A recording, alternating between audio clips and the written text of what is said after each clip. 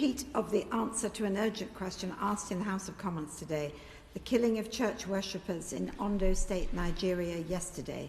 Lord Goldsmith of Richmond Park.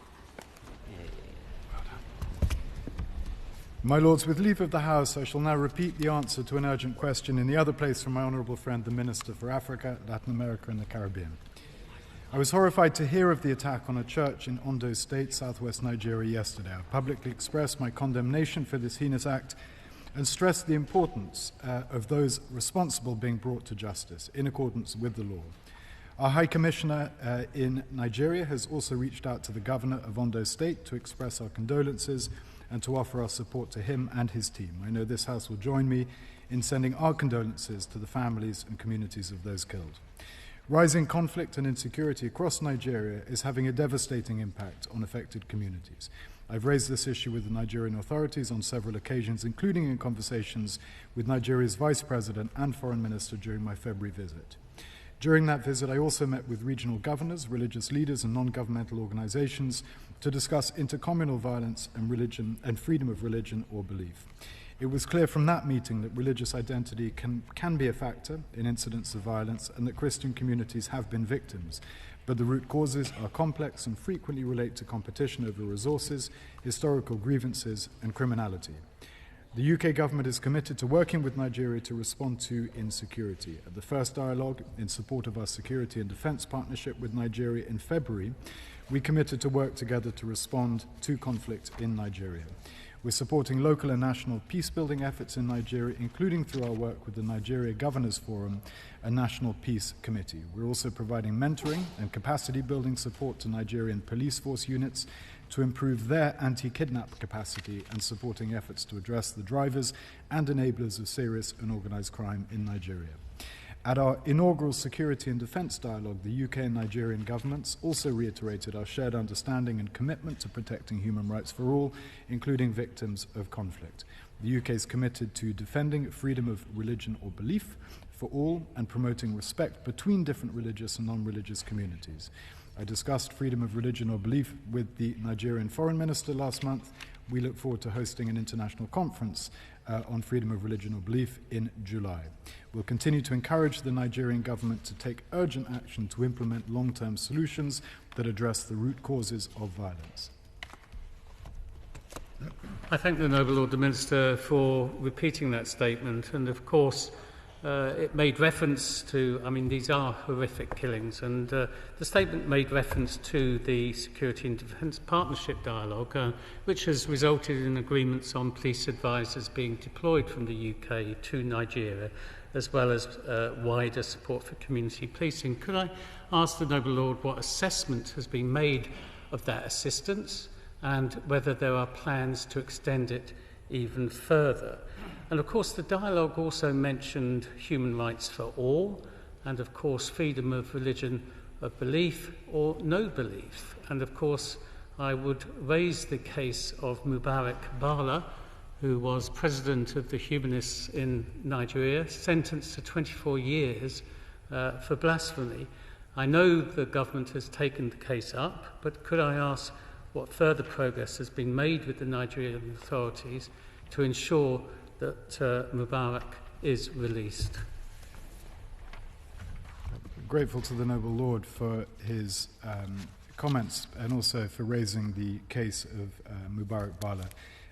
The UK government continues to follow the case closely, and the Minister for Africa, Latin America and the Caribbean has raised his recent sentencing with the Nigerian Foreign Minister. The UK government believes that the right of individuals to express opinions is essential to a free and open society, and the UK is committed to defending freedom of religion or belief for all and promoting respect between different religious and non-religious communities. Promoting the right to freedom of religion and belief is one of the UK's long-standing human rights priorities. On a broader point that the Noble Lord raised, we are of course concerned about rising conflict and insecurity across the country. That includes terrorism in the northeast, separately intercommunal conflicts and criminal banditry in the northwest and middle belt, and violence in the southeast and southwest. And the data we have from 2020 suggests that only Afghanistan and Yemen experienced more civilian deaths due to conflict than Nigeria. And so we're committed, of course, to working with Nigeria. It's one of our main aid partners, has been for many years. And the Minister for Africa, Latin America and the Caribbean discussed these issues with Nigeria's Vice President and Foreign Minister during her visit, and they agreed that future cooperation is required between our two countries in order to respond to shared threats and to support Nigeria to tackle security challenges and promote human rights. And our teams are working on exactly what that looks like as we speak. No one could have seen the images and the reports of this horrific attack and not be moved.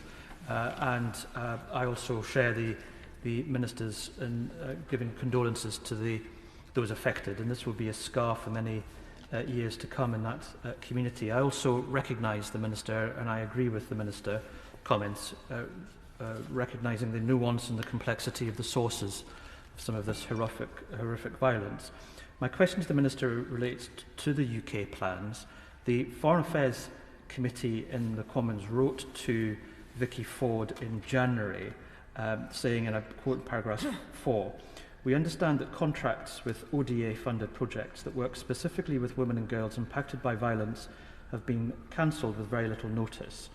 How will the renewed emphasis on preventing sexual violence and conflict and freedom of religion and belief affect the level and nature of project funding in the future?"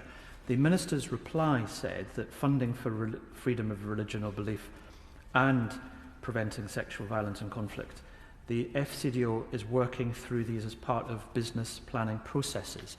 We know that overall the UK support for Nigeria is being cut by 2/3. So are there any projects in freedom of religion and belief that require long-term support going to be protected as part of this? And can the Minister say a little bit more about this business planning process so that those who will be delivering some of these projects will have certainty that they will be able to be on the ground? Hear, hear. As the noble Lord knows, I won't be able to give him numbers in terms of future spending, but there is a process that's happening in line with the criteria, I suppose the vision set in the IDS that we discussed earlier today. And it will be, and it is, for our country officers and regional experts to tell us what they're looking for, what they need, what the priorities are, and the foreign FCDO will then respond to that. So it's not clear exactly how much money is going to be going to different areas. But as you know, Nigeria is one of our largest, one of the largest recipients of UK aid, has been for a long time. We provided over £100 million in bilateral aid to Nigeria last year.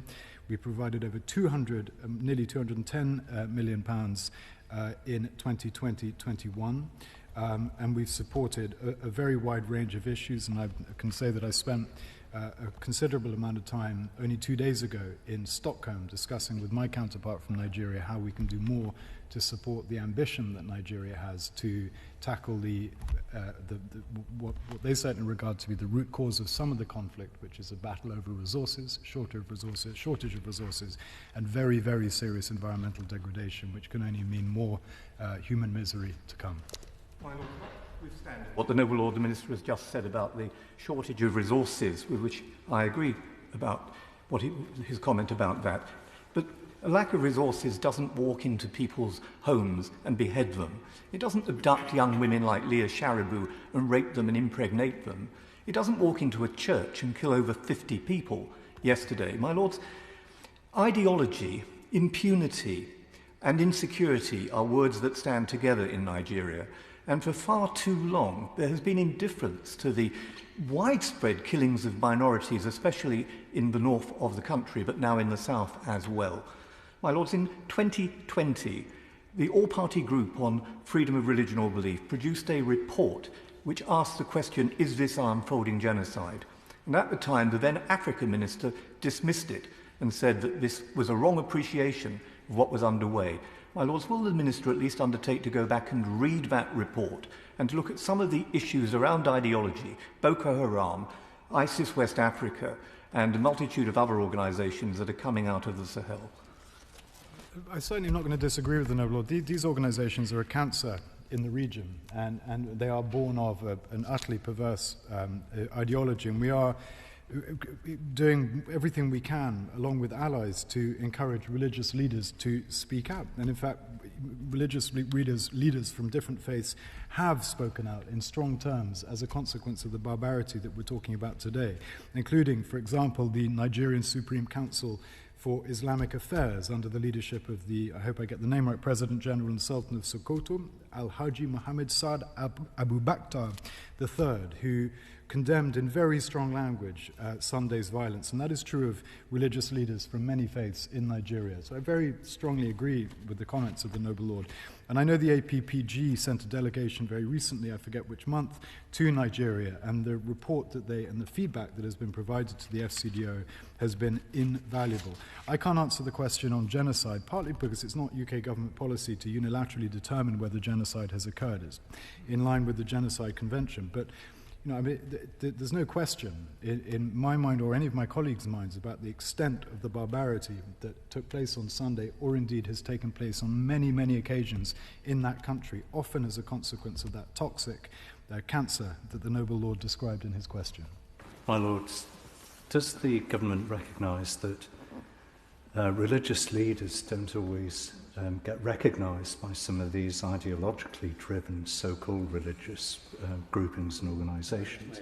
So the condemnation by religious leaders, though important, actually has no impact on these ideologues. And does the government have any approach, particularly at the ministerial conference coming up in the next month, at addressing this reality, but this discrepancy? Well, Lords, if there was a silver bullet, we would be investing in it, we'd be supporting it. I mean, I wouldn't completely discount the value of hearing from religious leaders, very, very strong condemnation, particularly where those religious leaders come from a wide spectrum of different religions. But in terms of what the UK can do, it's going to require us to continue to do what we have been doing, and that is to work very closely with our partners in Nigeria to ensure that they have the capability to track down and ensure that those people who are either tempted to or who have taken part in the kinds of atrocities that we're talking about today are brought to justice. And that requires a particular emphasis on governance in a country that is notoriously corrupt. My Lords, does my noble friend think that there could be a Commonwealth initiative?